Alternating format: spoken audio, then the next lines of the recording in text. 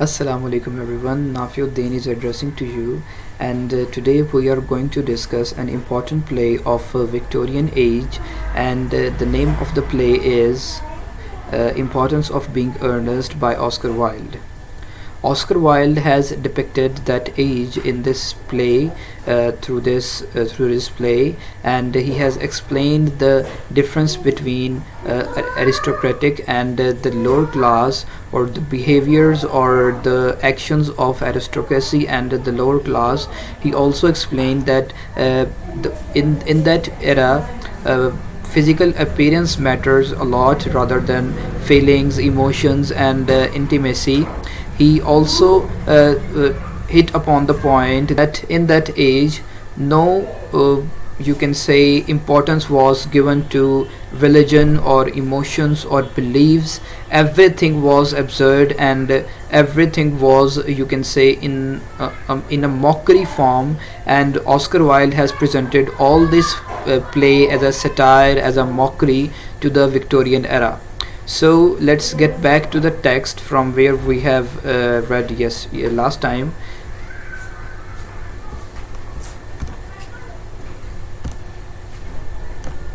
So the scenario is that everyone is gathered at the house of Cicely, and Algernon and Jack are expressing themselves as Ernest in front of Cicely and Gwendolyn. And when they both realize that their real names are not Ernest, they become sad and they try to, you can say, stay away from them for a while.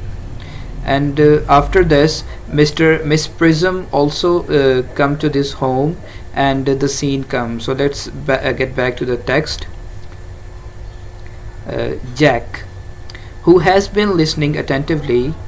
But where did you deposit the handbag, Miss Prism? Do you ask me, Mr. Worthing? So the point is that Lady Bracknell has just arrived, and she has seen both couples, and she became a bit furious, and she is also considering that Jack Worthing is not a better match for her girl Gwendolyn. In the meanwhile, Dr. Chasuble came there and announced that Algernon and Jack Worthing are going for this baptism ceremony. And in that scene, Miss Prism also come in front of Lady Bracknell. And now Lady Bracknell, who already seen him somewhere, and Miss Prism is trying to escape from the scene, and suddenly Lady Bracknell asks him about the child, about the bag, and this is what Jack is asking and listening attentively to everyone. Jack, but where did you deposit the handbag? Miss Prism, do not ask me, Mr. Worthing. Jack, Miss Prism, this is a matter of no small importance to me. I insist on knowing where you deposited the handbag that contained that infant.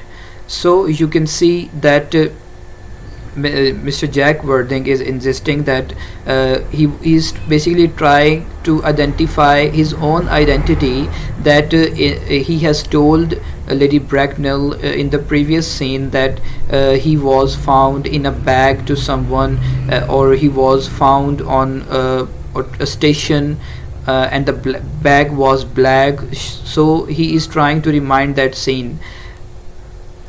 Miss Prism, I left it in the clock room of one of the larger railway stations in London. Jack, what railway station, Miss Prism? And he maintained the silence and again asked, Victoria, the Brigator Lane? And then again, Jack, I must retire to my room for a movement, Gwendolyn. Wait for me here. Gwendolyn, if you are not too long, I will wait here for you all my life. And then suddenly Jack exit with great excitement.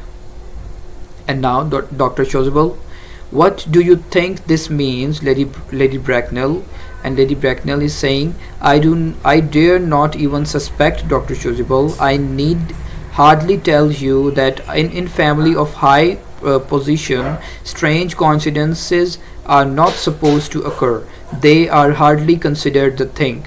So you can see that Lady Bracknell, that is associated with the higher class or aristocracy, she is trying to, you can say, mock the lower people or the people of lower class. And now Jack has rushed away to carry a bag that he has just told about, and he went to his room, and where he has held that bag into a mirror case, and now he is trying to get that bag out of that mirror case. Noises heard overhead as if someone was throwing trunks about. Everyone looks up. Cicely, Uncle Jack seems strangely agitated. Chasuble, your guardian has a very emotional nature. Lady Bracknell, this noise is extremely unpleasant. It sounds as if he was having an argument. I dislike arguments of any kind. They are always vulgar and often convincing. So, as Oscar Wilde has tried to depict the, you can say, the peculiar nature of upper class, so Mr. Lady Bracknell is presenting that nature. Chasuble, looking up, it has stopped now. The noise is redoubled. Lady Bracknell, I wish he would arrive at some conclusion. Gwendolen, this suspense is terrible. I hope it will last. Jack entered with a handbag of black leather, black leather in his hand. So now Jack has joined everyone with a bag in his hand. Jack, rushing over to Miss Prism. Is this the handbag, Miss Prism? Examine it carefully before you speak. This happiness is more than one life depends on your answer. Miss Prism calmly. It seems to be mine. Yes. Here is the injury it received through the upsetting of a Gower Street omnibus in younger and happier days. Here is the stain on the lining caused by the explosion of a temperance beverage, an incident that occurred at Leamington, and here on the lock are my initials. I have forgotten that in my extravagant mood I had them placed there. My bag is undoubtedly mine. I am delighted to have it so unexpectedly restored for me. It has been a great inconvenience being without it all these years. And now Jack, in his pathetic voice, Miss Prism, more is restored to you than this handbag. And she is now, you can say, anxiously looking at him, and then suddenly Jack replies, I was the baby you placed in it. And Miss Prism is amazed. You? And Jack is suddenly embracing her. Yes, mother. And Miss Prism, recoiling in the indignant astonishment, Mr. Worthing, I am unmarried. Jack, unmarried? I do not deny that is a serious blow, but after all, who has a right to cast a stone against one who has suffered? Cannot repentance wipe out an act of folly? Why should there be one law for men and another for women? Mother, I forgive you. Tries to embrace her again. Miss Prism, still more indignant, as she is trying to, you can say, get rid of him or pushing him away, that I am not your mother, I am unmarried. Mr. Worthing, there is some error, pointing to Lady Bracknell. There is a lady who can tell you who you really are. So Miss Prism is now pointing towards Lady Bracknell and saying him that you should better ask her that who you actually are. Jack, now after a pause, Lady Bracknell, I hate to seem inquisitive, but would you kindly inform me who I am? Lady Bracknell, I am afraid that the news I have to give you will not altogether please you.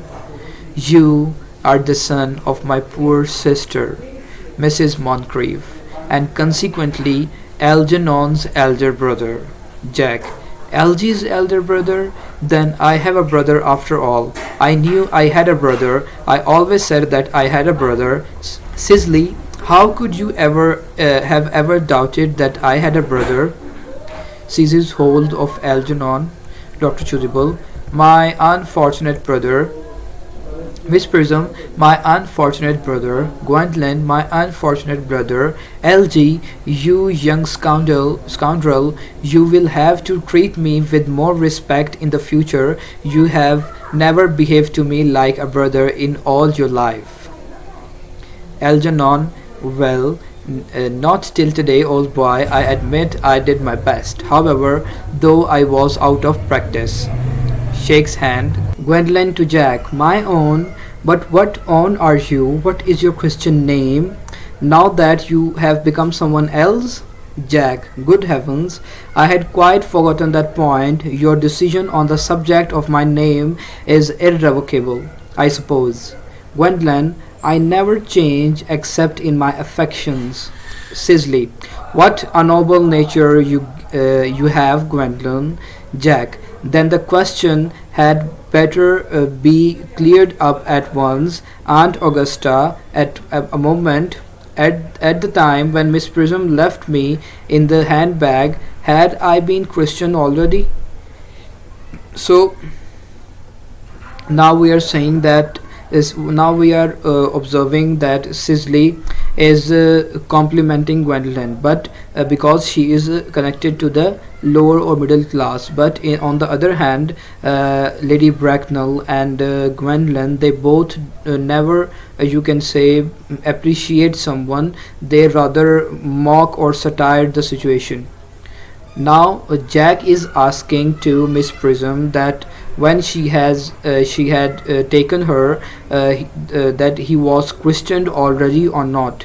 Lady Bracknell, every luxury that money could buy, including christening, had been lavished on you by your fond and doting parents. Jack, then I was christened.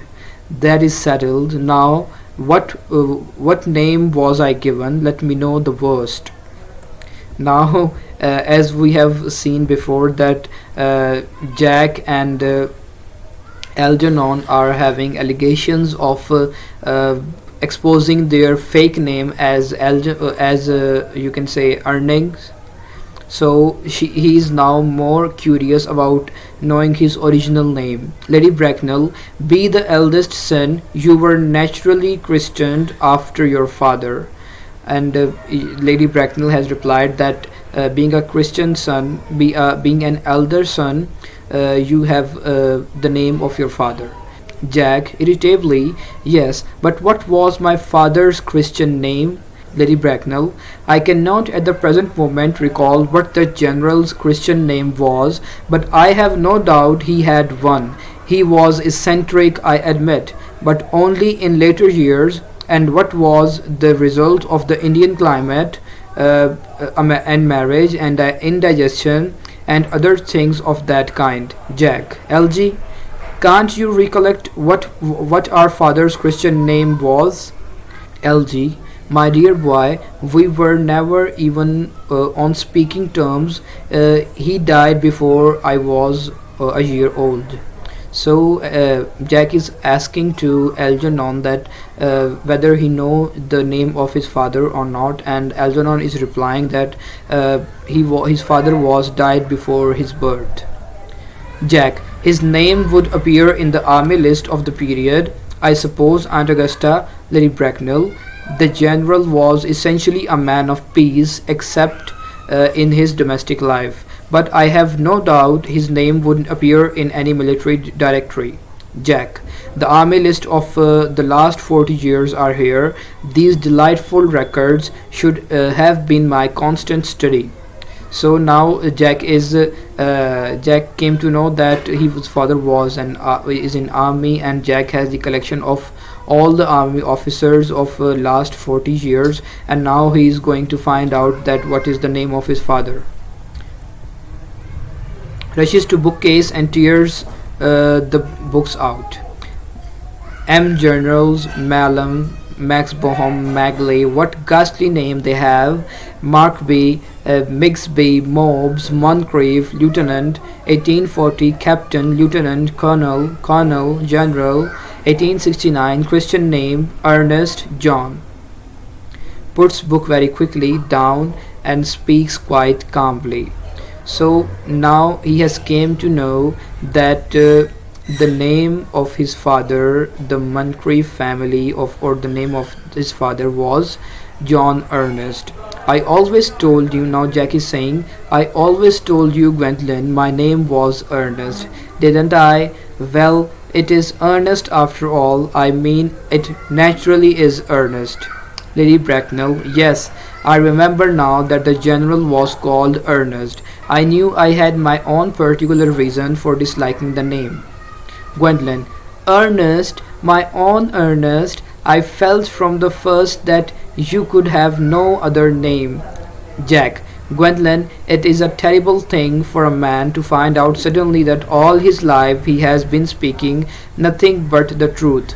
Can you forgive me? Gwendolyn, I can, for I feel that you are sure to change. Jack, my own one. And now Dr. Chasuble is saying to Miss Prism that Letitia, and then embraces her. And now Miss Prism enthusiastically, Frederick at last, and LG to Cicely, Algernon to Cicely embraces her at last, and Jack to Gwendolyn embraces her at last. Lady Bracknell, my nephew, you seem to be displaying signs of triviality.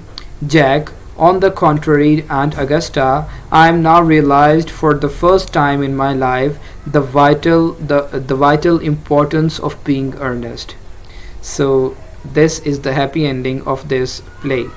So you see that every page, every line of dialogue, every character, each symbol, and every stage direction in the importance of being earnest is bent on supporting Wilde's contention that social change happens as a matter of thoughtfulness.